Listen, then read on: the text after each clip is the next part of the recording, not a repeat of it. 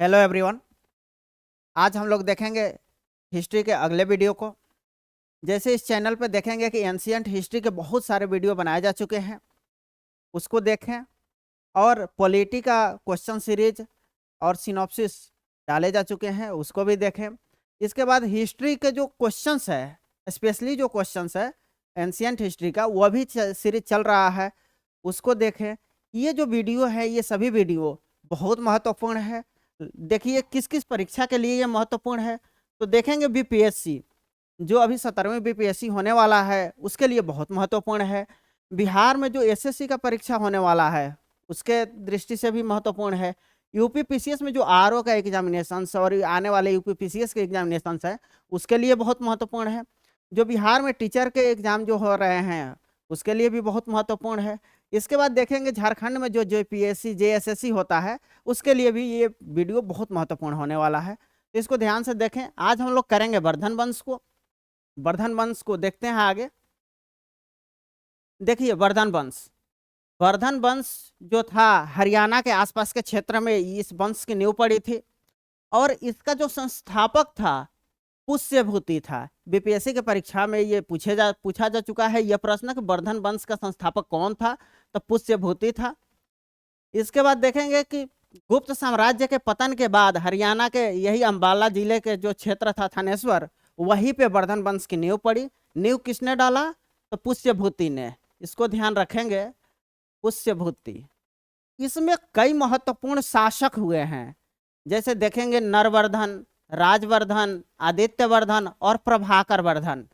प्रभाकर वर्धन को मेनली हम लोग पढ़ेंगे। प्रभाकर वर्धन बहुत शक्तिशाली शासक था। इसके दो पुत्र राजवर्धन और हर्षवर्धन एवं एक पुत्री थी राजश्री। प्रभाकर वर्धन के बाद राजवर्धन शासक बनता है। ये देखेंगे कि राजवर्धन जब शासक बनता है, तो यहाँ पे इसी समय बंगाल में एक गौड़ शासक शशांक था। शशांक ने क्या करा, इस पे अटैक करके राजवर्धन को मार दिया, और जो उसकी बहन थी राजश्री, इसको बंदी बना लिया था। तब इस विकट परिस्थिति में शासक बनता है हर्षवर्धन। इसी के बारे में हम लोग आज पढ़ेंगे। देखिए हर्षवर्धन 606 से 647 ईस्वी तक रहता है। प्रभाकर वर्धन के पश्चात राजवर्धन का शासन आता है। इसके बाद राजवर्धन की जो मालवा का जो था देवगुप्त और गौड़ शासक शशांक था, हत्या कर दी गई। इन्हीं ये दोनों ने हत्या कर दिया था राजवर्धन का, और राजश्री को कनौज में गिरफ्तार कर लिया था। ऐसी स्थिति में हर्षवर्धन जो था थानेश्वर का राजा बना। हर्ष ने कश्मीर पर आक्रमण कर वहां से जो था बुद्ध का दांत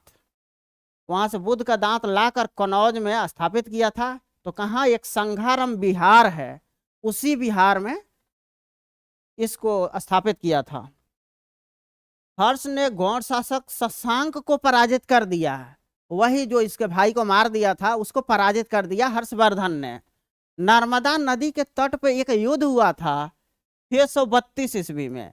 वहां पे देखेंगे कि 632 ईस्वी के युद्ध में हर्षवर्धन को हरा दिया पुलकेशिन द्वितीय ने। पुलकेशिन द्वितीय किस वंश का था, तो चालुक्य वंश का। चालुक्य शासक था पुलकेशिन द्वितीय, जिन्होंने हर्षवर्धन को नर्मदा नदी के तट पे हरा दिया था। तो इसके बाद देखेंगे कि हर्ष का जो साम्राज्य था वो सामंती संगठन पर आधारित था। इसमें क्या है, इसका पता चलता है कि इसको जो बड़ी बड़ी उपाधियां मिली हुई थी, जैसे परम भटारक, महाराजाधिराज, चक्रवर्ती, सार्वभौम परमेश्वर, परम माहेश्वर इत्यादि जो बड़ी बड़ी उपाधियां मिली थी। इससे पता चलता है कि जो हर्ष था वो सामंती संगठन पे आधारित शासन करता था। इसके बाद वेनसंग देखिएगा कि चीनी यात्री था, हर्षवर्धन के शासन काल में इंडिया आया था। तो उन्होंने जो हर्ष को क्या बोला था, शीलादित्य। तो शीलादित्य किसका नाम है, हर्ष का। किसने बोला था, तो वेनसंग ने। आगे देखेंगे वेनसंग के यात्रा विवरण में कि क्या क्या आ रहा है। हर्ष के जल बेड़े का उल्लेख, दो अभिलेख यहाँ पे है, मधुबन और बांसखेड़ा, इसी अभिलेख से मिलता है। सेना का सर्वोच्च अधिकारी जो महाबलाधिकृत होता था, यही कहलाता था सेना का सर्वोच्च अधिकारी। और न्याय का जो सर्वोच्च अधिकारी होता था वो था सम्राट। इसका मतलब कि वर्धन वंश में जो जो शासक हुए हैं, चाहे प्रभाकर वर्धन हो, राज्यवर्धन हो, हर्षवर्धन हो, सभी के सभी न्याय व्यवस्था का सर्वोच्च अधिकारी रहे हैं। आगे देखते हैं, इसमें राज्य को सर्वाधिक आय भूमि से प्राप्त होती थी और जो राजस्व के रूप में 1/6 भाग वसूला जाता था, मतलब छठा भाग। देखेंगे मौर्य को यही टैक्स सिस्टम था 1/6, गुप्ता पीरियड को यही था 1/6, तो ये सभी में यही था। ये हर्षवर्धन था धार्मिक सहिष्णु था, मतलब कि किसी भी धर्म को मानने पर कोई पाबंदी नहीं लगाता था। वो खुद पहले शैव धर्म मानता था, बाद में बौद्ध बन गया था। हर्ष ने 643 ईस्वी में कनौज तथा प्रयाग दो जगह दो विशाल धार्मिक सभाओं का आयोजन किया था। कहा जाता है कि इस धार्मिक सभा में क्या करता था कि हर्षवर्धन अपना सब कुछ त्याग देता था, यहाँ तक कि वस्त्र भी दान में दे दिया करता था। तो यही है उसकी कहानी। कुंभ जो मेला हम लोग देखते हैं कि कुंभ मेला 12 वर्षों पे लगता है, तो ये कुंभ मेले का जो शुरुआत हुआ था वो शुरुआत करा था यही हर्षवर्धन ने ही। तो आगे देखते हैं, हर्षवर्धन 3 नाटक लिखा था, प्रियदर्शिका, रत्नावली और नागानंद। ये तीनों नाटक का रचयिता माना जाता है हर्षवर्धन को। ये प्रश्न बार बार एग्जामिनेशन में पूछे जाते हैं, इसको ध्यान से देखें। इसके बाद देखेंगे वेनसांग। वेनसांग के यात्रा वृत्तांत को देखेंगे, वेनसांग क्या बोला है, हर्षवर्धन के बारे में क्या बोला है, भारतीय साम्राज्य के बारे में क्या बोला है, इसको देखेंगे। हर्ष के शासनकाल का महत्व चीनी यात्री वेनसांग के भ्रमण को लेकर भी है। नालंदा महाविहार में वो आया था, वहीं पे बौद्ध शिक्षा ग्रहण किया। भारत से वह 645 में चीन लौट गया था, जहां से आया था। भारत को वह यीन तू कहकर पुकारता था, यही नाम वो बार बार बोलता था। चीन लौटकर सीयू की को नहीं की है, सीयू की नामक पुस्तक में भारत के संदर्भ का विस्तृत वर्णन करता है। वेनसांग की जीवनी उसकी सहयोगी जो था वी ली, देखिएगा वी ली, यही लिखा है। हर्ष की जीवनी लिखा है, वेनसांग का जो सहयोगी रहा है वही। वेनसांग की जीवनी यही लिखा था। थानेश्वर में उसने जयगुप्त नामक बौद्ध विद्वान से शिक्षा ली थी। किसने? तो हम लोग अभी पढ़ रहे हैं वेनसांग के बारे में। तो वेनसांग ने किससे बौद्ध धर्म का दीक्षा लिया था? तो जयगुप्त। 637 ईस्वी में वह नालंदा पहुंचा। उस समय नालंदा विश्वविद्यालय के आचार्य कौन थे? तो शिलभद्र थे। शिलभद्र जो थे आचार्य थे वहां के। वेनसांग के अनुसार हर्ष समस्त भारत का स्वामी था, जो प्रजा के हित में शासन करता था। यह वेनसांग कह रहा है।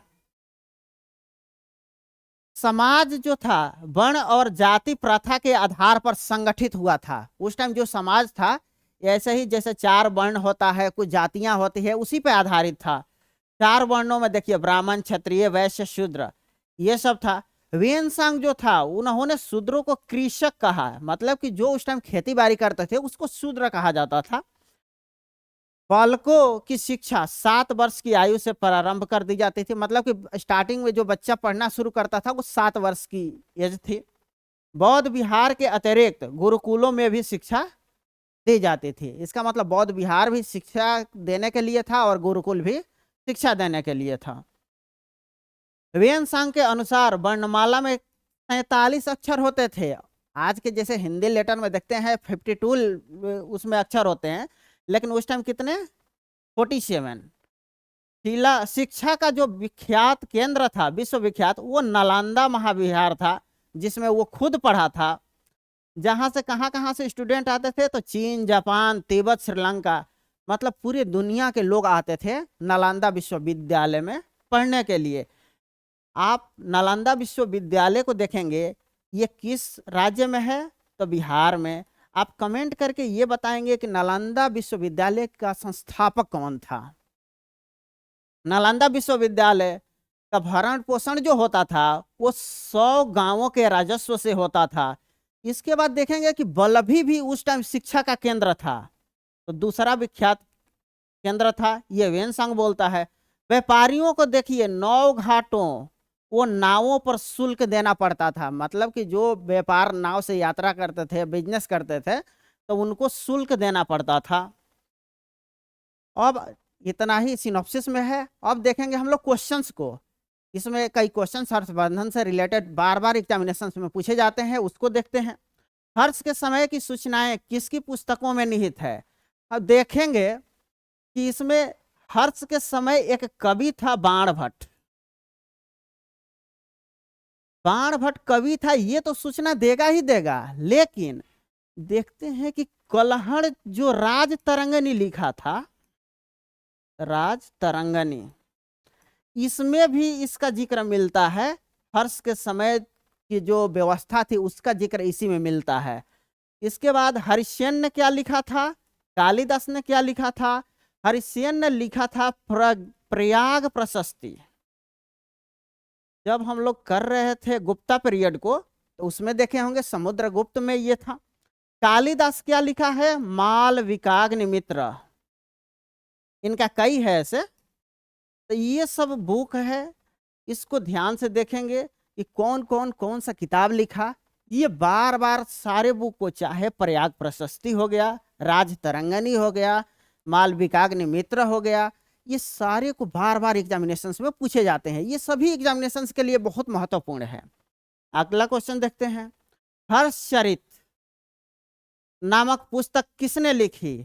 तो किसने लिखी? बाणभट्ट ने। आर्यभट्ट ये गणित से संबंधित थे, इन्होंने एक बुक लिखा था आर्यभट्टियम, ये एक बुक लिखे थे। ये देखिए, ये दो जो थे ये गुप्त शासक थे, तो ये तो कुछ लिखे नहीं थे, तो बाणभट्ट ने हर्षचरित की रचना की थी। अगला क्वेश्चन देखते हैं। हर्ष के साम्राज्य की राजधानी कहाँ थी? हर्ष के साम्राज्य की राजधानी थी कनौज में। हर्ष जो था कनौज के एरिया में शासन करता था, और पहले राजधानी देखिएगा वर्धन वंश का थानेश्वर ही था, लेकिन हर्षवर्धन ने क्या करा, इसको शिफ्ट कर दिया कनौज में। अगला देखते हैं। सम्राट हर्ष ने अपनी राजधानी थानेश्वर से कहां स्थानांतरित किया? वही क्वेश्चन है, कहां करेगा? कनौज में। अगला क्वेश्चन देखते हैं। सम्राट हर्षवर्धन ने 2 महान धार्मिक सम्मेलनों का आयोजन किया। अभी हम लोग पिछले जब पढ़ रहे थे, इसके सिनॉप्सिस देख रहे थे, तो उसी में देखे थे कि कनौज और प्रयाग में इन्होंने 2 धार्मिक आयोजन किया था, धार्मिक सम्मेलनों का। तो वो कहाँ है? तो कनौज और प्रयाग में करा था। इसके बाद अगला क्वेश्चन देखते हैं। उत्तर प्रदेश में स्थित वह स्थल जहां हर्षवर्धन ने बौद्ध महासम्मेलन का आयोजन किया था, तो कहाँ कहाँ किया था? अभी हम लोग पढ़े थे कनौज में और प्रयाग में, तो यही इसमें ऑप्शन प्रयाग है, तो प्रयाग पे जाएंगे। अगला क्वेश्चन देखते हैं। नर्मदा नदी पर हर्ष के दक्षिणावर्ती अग्रगमन को रोका। जब पढ़ रहे थे इसके सिनॉप्सिस पे, तो पुलकेशिन शासक पुलकेशिन द्वितीय का नाम आया था। इन्होंने हर्ष को हरा दिया था नर्मदा के तट पे। तो यही क्वेश्चन है कि किसने हराया था? तो पुलकेशिन द्वितीय ने। किसको हराया? हर्षवर्धन को हराया था। अगला क्वेश्चन देखते हैं। निम्नलिखित शासकों में से किसने हर्षवर्धन को पराजित किया था? वही क्वेश्चन है, सेम क्वेश्चन, पुलकेशिन द्वितीय ने। यही आपका आंसर हो जाएगा। अगला क्वेश्चन देखते हैं। चालुक्य शासक, यही चालुक्य शासक था। पुलकेशिन की हर्ष पर विजय का वर्ष था,